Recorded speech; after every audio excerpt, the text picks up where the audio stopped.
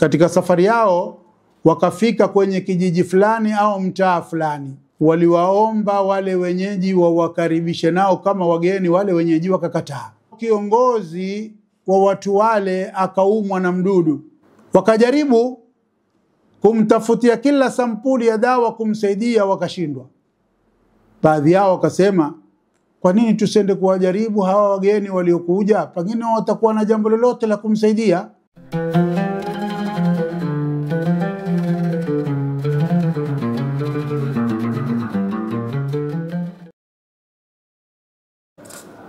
Assalamu alaikum wa rahmatullahi wa barakatuh.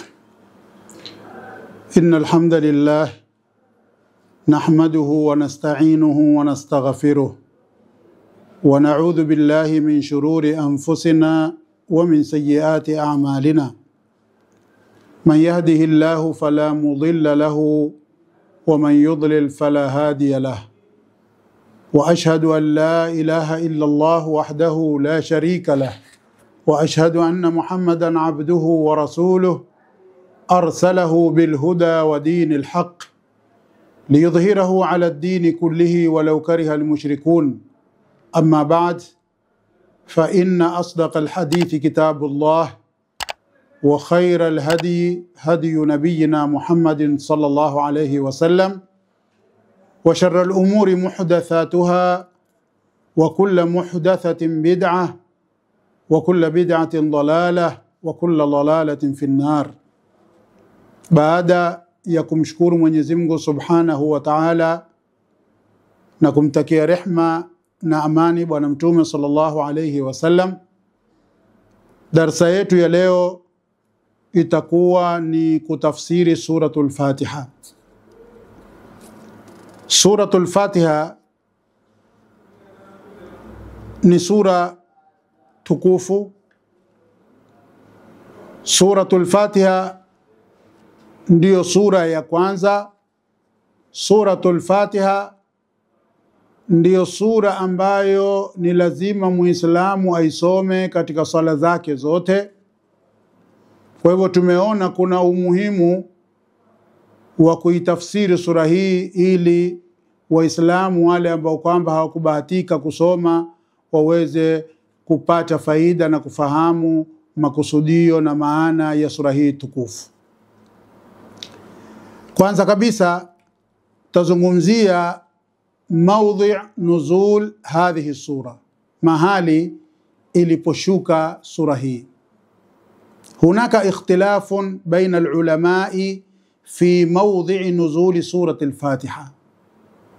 Kuna ikhtilaf kwa wanachuoni juu ya pahali iliposhuka sura hii. والقول الراجح والأكثر شهرة أنها سورة مكية.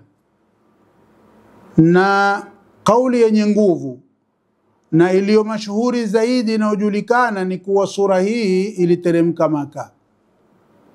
وقال بعضهم إنها مدنية, na baadhi ya wanavyoni wamesema kwamba sura hii ilishuka Madina. Waqala baadhuhum, na wakasema wengine, nazalat marrataini, sura hii iliteremka mara mbili, marratan fi Makkah wa marratan ukhra fil Madina, na mara nyingine ikashuka Madina. Lakini kama tulivyosema, kauli yenye nguvu na kauli maarufu zaidi ni kuwa sura hii iliteremka Makkah. Na ushahidi ni kuwa swala ilifaradhiwa Mtume akiwa Maka. Swala ilifaradhiwa Mtume sallallahu alayhi wasallam akiwa Maka, na haikuthubutu mahali popote kwamba Mtume sallallahu alayhi wasallam au masahaba waliswali bila ya suratul Fatiha.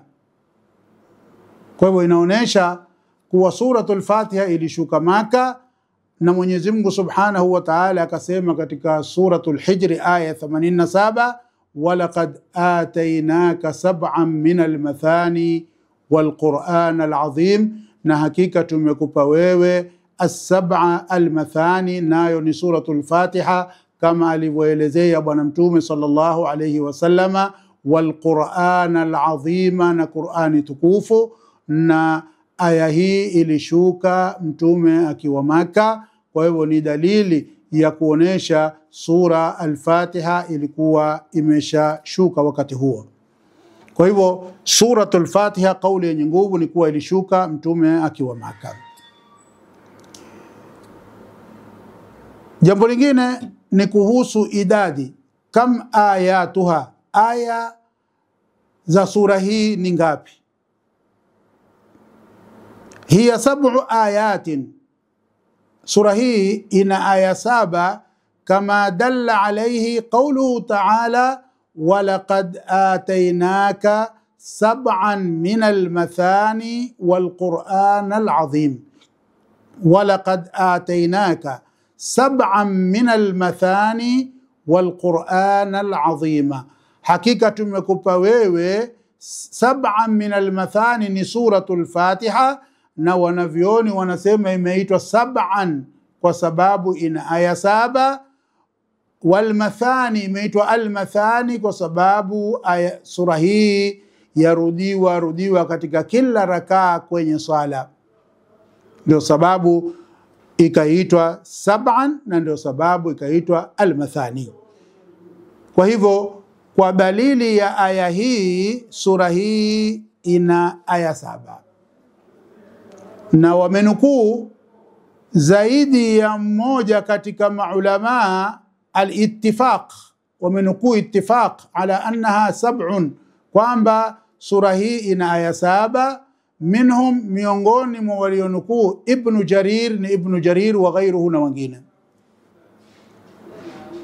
Kwa hivyo aya za suratul Fatiha ni aya 7,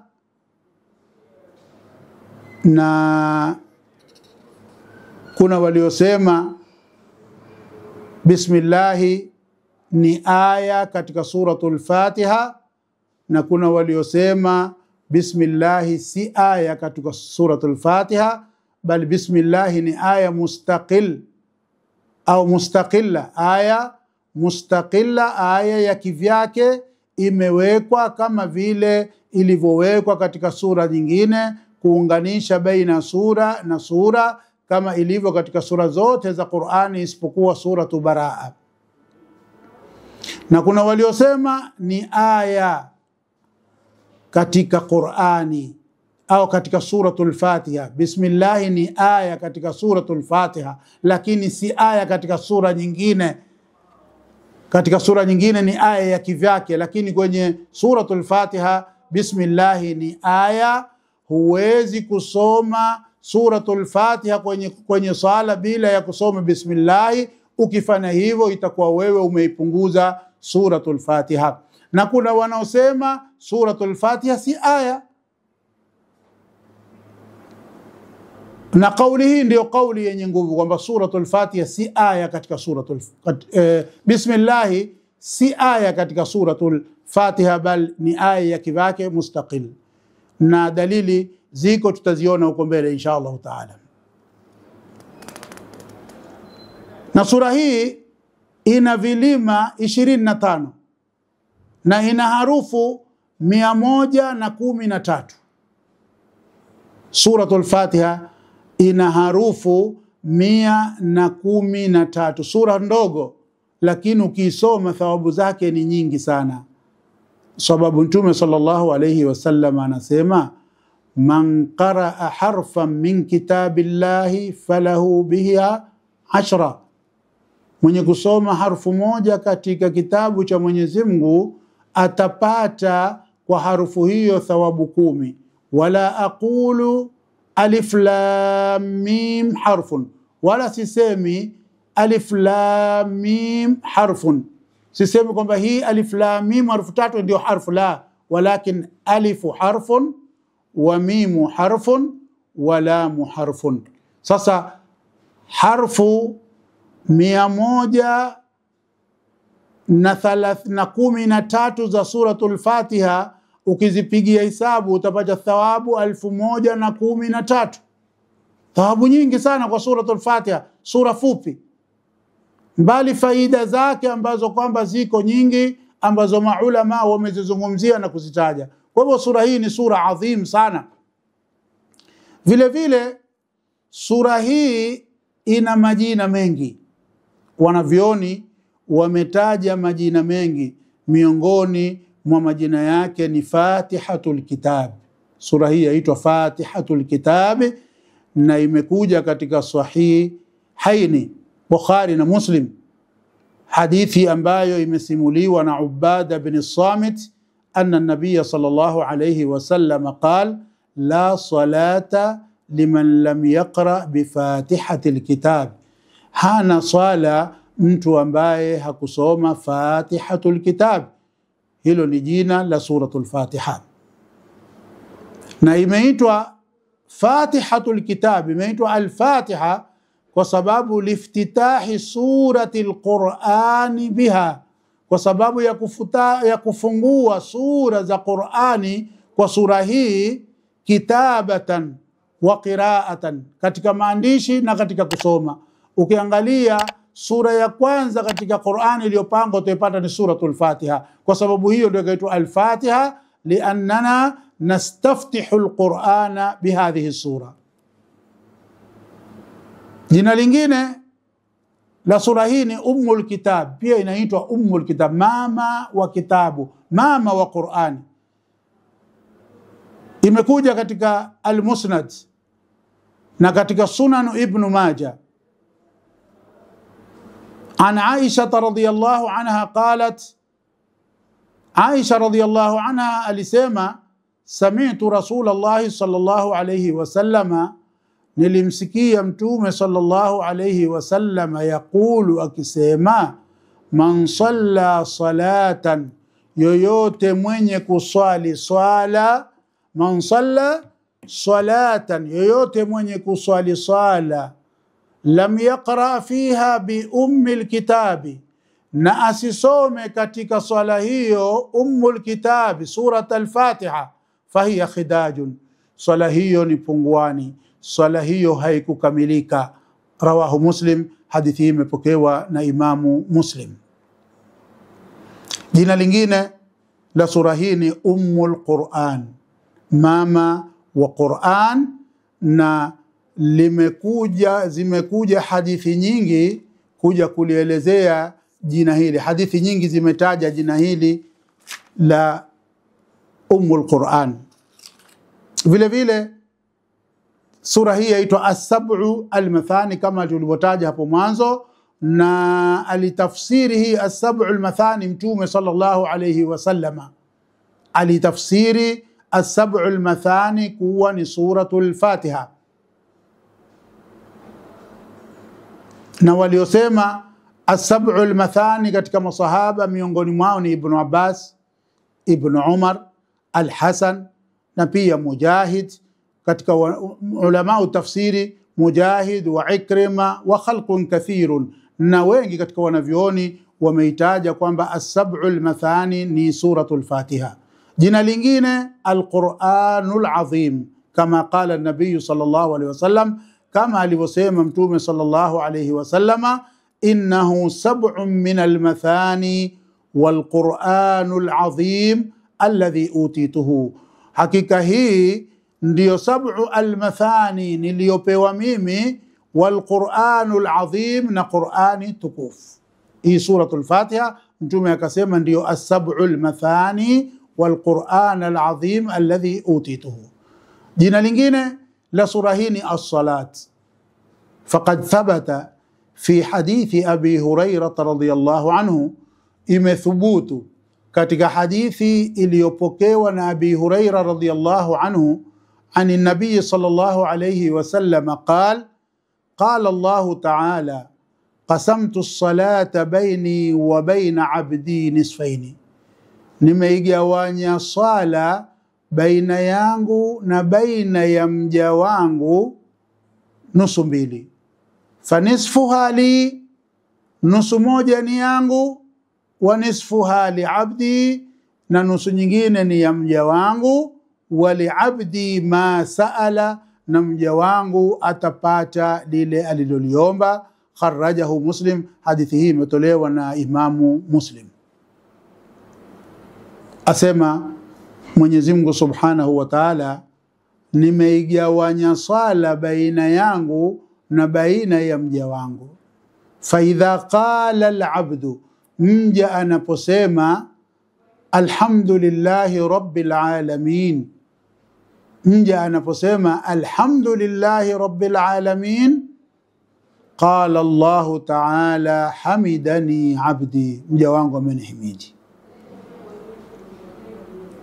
Wa idha qala الرحمن الرحيم قال الله تعالى أثنى علي عبدي، mja wangu amenisifu. وإذا قال مالك يوم الدين قال الله تعالى مجدني عبدي، mja wangu amenitukuza. Hii ni nusu ya kwanza hii ambayo ni Allah Subhanahu wa Ta'ala.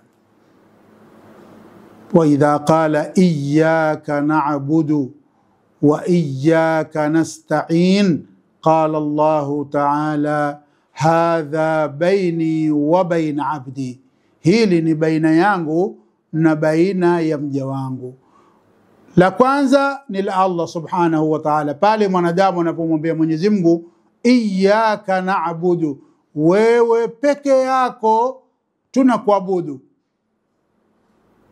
Baada ya mwanadamu kukubali na kujitambulisha na kukiri kwamba yeye hata muabudu yoyote isipokuwa Mwenyezi Mungu Subhanahu wa Ta'ala, kisha akarudi kwa Mungu kumwambia wa iyyaka nasta'in, na wewe tu tunakuomba msaada.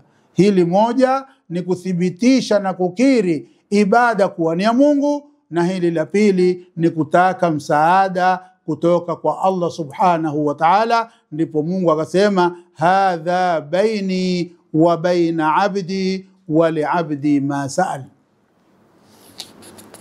Kisha mwanadamu akaendelea kusema, au muumini akaendelea kusema ihdina as-siratal mustaqim siratal ladhina an'amta alayhim ghayril maghdubi alayhim waladhdallin amin. Na sehemu hii ya mwisho ni sehemu ya mwanadamu ambayo mwanaadamu anamuomba Mwenyezi Mungu Subhanahu wa Ta'ala uongozwa, anaomba uongofu, anaomba Mwenyezi Mungu amlekeze katika njia iliyonyoka, nao ni njia ya Uislamu, njia isiyokuwa ya watu waliokasirikiwa wala watu waliopotea. Waliokasirikiwa ni Mayahudi na waliopotea ni Manasara.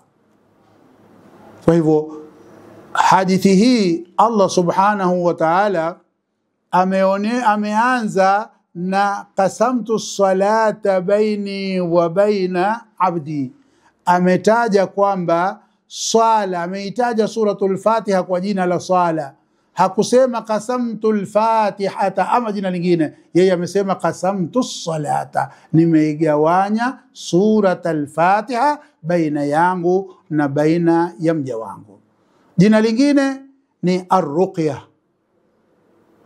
Hii sura pia inaitwa suratul Ruqya. Faqad thabata ani nabii sallallahu alayhi wasallama, imethubutu kutoka kwa Mtume sallallahu alayhi wasallama, annahu qala lilladhi raqqa bilfatiha, kwamba Mtume siku moja alimwambia yule sahaba ambaye alimzungua mtu, alimfanyia mtu ruqya kwa kusoma suratul Fatiha, kwa kusoma suratul Fatiha, wama yudrika annaha ruqya. Mtume alimuuliza, ulijuaje kuwa hii suratul Fatiha ni ruqya?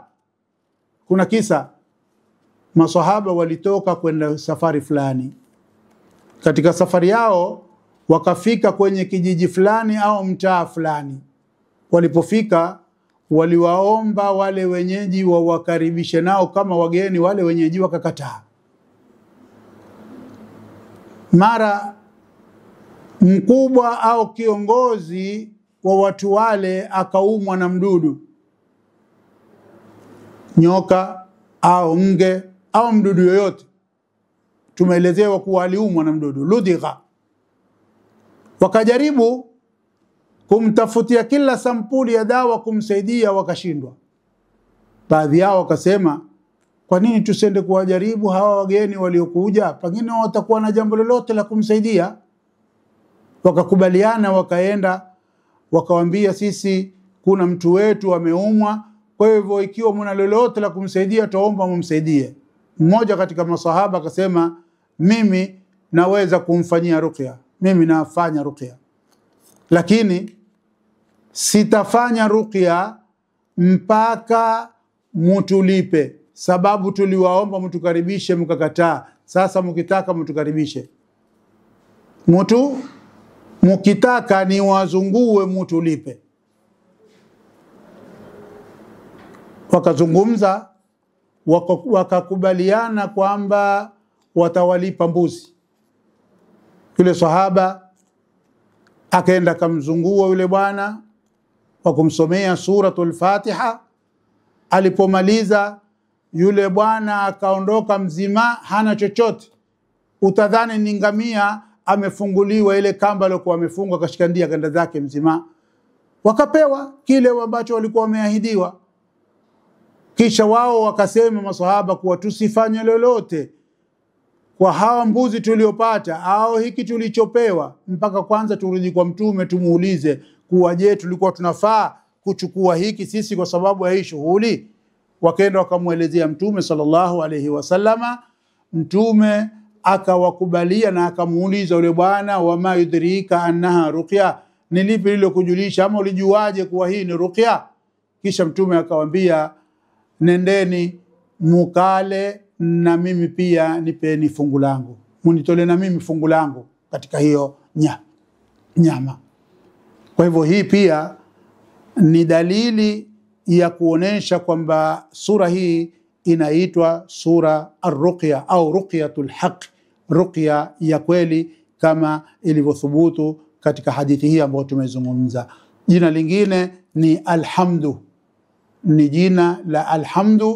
Kama tunavyofahamu, watu wengi pia wanasema suratul hamdu, kama vile ilivyothubutu katika ahadithi kwamba mtu anaposwali anaanza bilhamdi, anaanza kwa sura hii alhamd.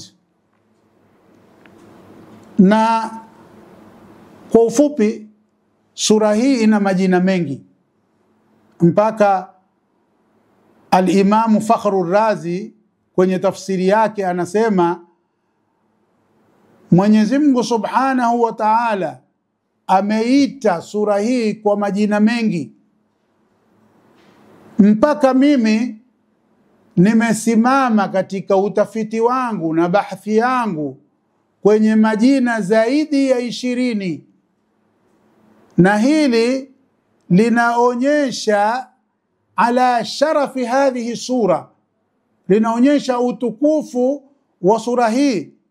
Fa inna kathrata al-asma'i tadullu ala sharafi al-musamma, kwani kitu kikipewa majina mengi ni dalili ya kwamba kitu hiko ni kitukufu. Na suratul Fatiha ina majina mengi, baadhi ni haya niliyoyataja na kuna mengine ambayo sikuyataja kwa sababu ya wakati.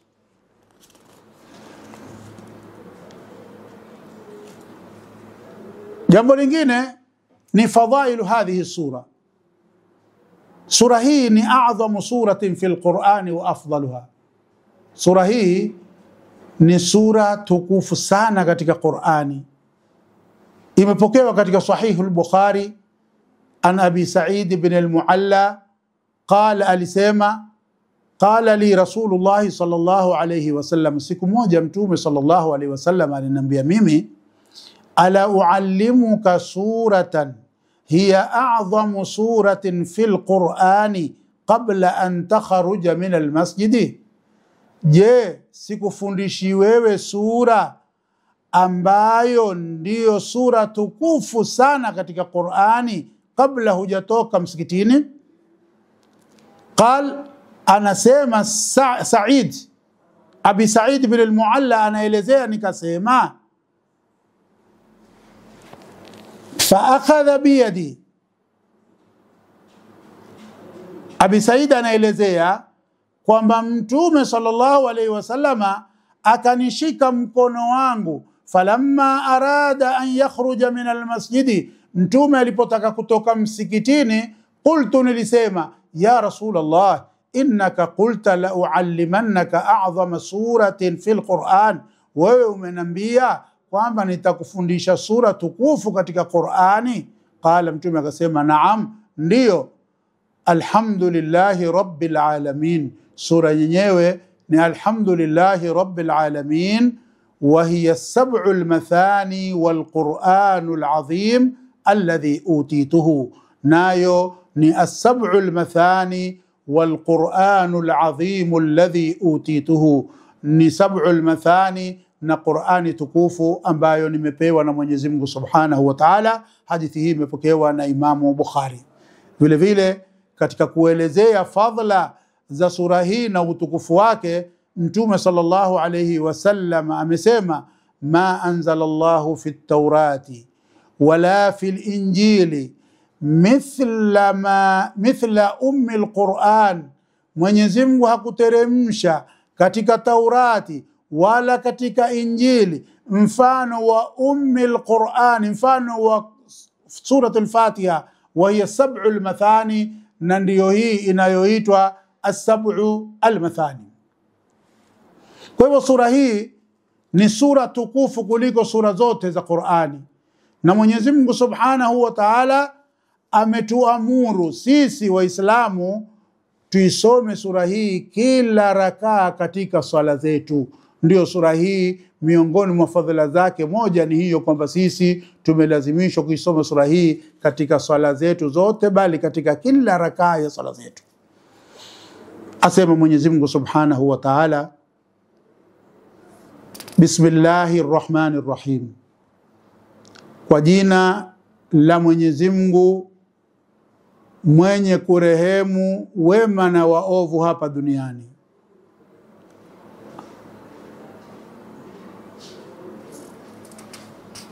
na mwenye kuneemesha wema peke yao kesho akhira. Bismillah, naanza kusoma Qur'ani kwa jina la Allah. Ar-Rahman, mwenye kurehemu wema na waovu hapa duniani. Ar-Rahim, mwenye kuneemesha au kurehemu wema peke yao kesho akhira.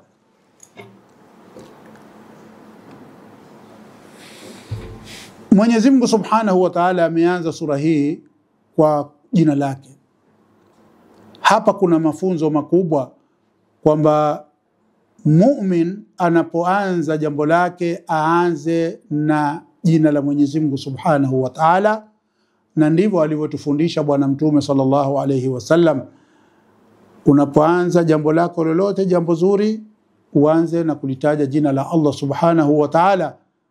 Unapokula, unapolala, unapovaa nguo, unapofanya mambo mazuri, basi anza na kusema bismillah, ili jambo lako lile lipate baraka, ili jambo lako lile liende uzuri kama vile ambavyo wewe umekusudia. Allah alitie baraka, Allah alifanyie wepesi, Allah akusaidie katika kulitekeleza jambo kama lile. Ndipo Mtume sallallahu alayhi wasallam akasema, kulla amrin dhi balin, kila jambo la maana, lam yubda bi bismillah, ambalo halikuanzwa na bismillah, fahuwa abtaru, jambo hilo ni punguani, jambo hilo halikutimia, jambo hilo ni lenye kukatika, halina ukamilifu, jambo hilo halina baraka, jambo ambalo halianza. Kwa hivyo sisi tumefundisha mambo yetu yaanze na bismillah, na Allah Subhanahu wa Ta'ala ameanza sura hii kwa bismillah.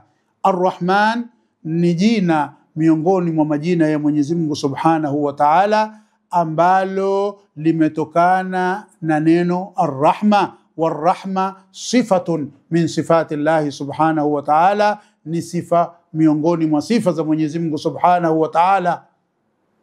Kwa hivyo Mwenyezi Mungu Subhanahu wa Ta'ala ni Rahman, yeye ni mwenye huruma nyingi kwa viumbe wake wote, wema, waovu, wanyama na wasiokuwa wanyama. Kila kiumbe kina rehma za Mwenyezi Mungu hapa duniani. Kila mtu anapata sehemu katika rehma za Allah subhanahu wa ta'ala hapa duniani, na rehma hii ambayo Allah ameigawanya kwa viumbe vyote hapa duniani ni sehemu moja katika mafungu 100 ya rehma ambazo Allah subhanahu wa ta'ala Allah ameumba rehma 100, na fungu moja ndilo ameliteremsha katika ardhi, na kutokana na fungu hili viumbe wanahurumiana, mpaka mnyama anainua mguu wake asimkanyage mwanawe kwa sababu ya huruma hizi.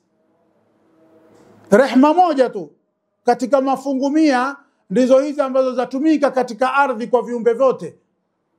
Kila mtu anapata chake. Mnyama anapata riziki, mnyama anazaliwa na mamake, anamlea, anamtunza, anamlinda, anamuhifadhi, anamfanyia kila kitu. Utapata ndege anazaa makinda yake, anayaacha kwenye kiota, alafu anatoka aenda kuwatafutia chakula. Akija kila mmoja anafungua mdomo, anawagawanyia, anampa yule, anampa yule, anampa yule, anarudi tena mpaka awashibishe, kisha naye ashibe. Hizi ni katika rahma hizi ambazo Allah subhanahu wa ta'ala amezigawanya kwa viumbe vyote hapa duniani. Lakini Mwenyezi Mungu vile vile ni Ar-Rahim. Ar-Rahim, yeye ni mwenye kurehemu wema peke yao kesho akhira. Ndio Mwenyezi Mungu subhanahu wa ta'ala akasema wa kana bil mu'minina rahima, hakika Mwenyezi Mungu amekuwa ni rahim kwa waumini peke yao kesho siku ya kiyama. Siku ya kiyama watakaopata rehema za Allah subhanahu wa ta'ala ni waumini peke yao, wengine hawatapata. Alhamdulillah, kila sifa njema ni za Mwenyezi Mungu subhanahu wa ta'ala, Rabbil alamin, mlezi wa walimwengu wote. Kila sifa njema, kila sampuli ya sifa njema, kila sifa iliyokamilika ni ya Allah subhanahu wa ta'ala, mlezi wa walimwengu wote. Rabbul alamin ni mlezi wa walimwengu wote. Kwa hivyo Allah subhanahu wa ta'ala yeye amesifika na sifa zote, sifa zilizokamilika. Mwenyezi Mungu ambaye ni Rabbil alamin, Allah Rabbil alamin, Mwenyezi Mungu mlezi wa viumbe vyote. Viumbe vyote wanalewa na Mwenyezi Mungu subhanahu wa ta'ala. Ar-Rahmanir Rahim ni kurudia majina yale yale ambayo tumeyatafsiri kuwa Ar-Rahman ni mwenye kurehemu viumbe vyote hapa duniani. Ar-Rahim, yeye atawarehemu watu wema peke yao kesho akhira.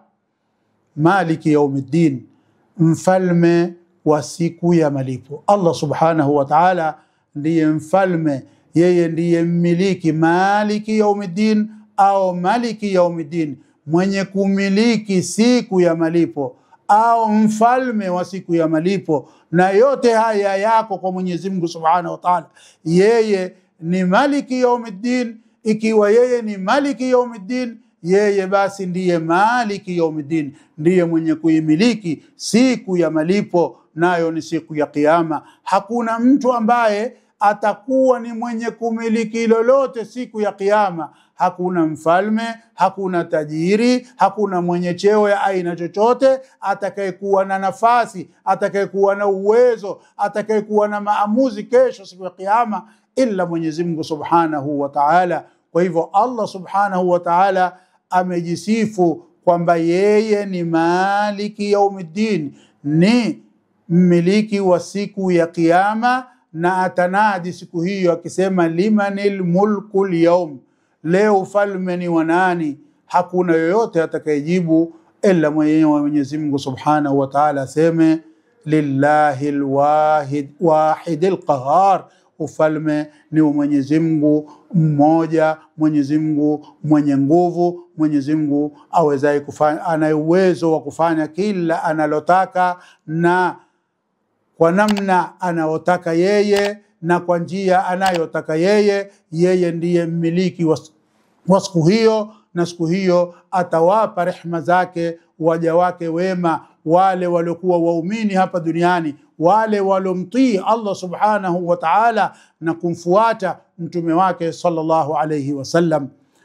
Kwa leo tutakoma hapa, na insha Allah tutarudi tena tukamilishe tafsiri ya sura hii. Subhanakallahumma wa bihamdik ashhadu an la ilaha illa anta astaghfiruka wa atubu ilaik.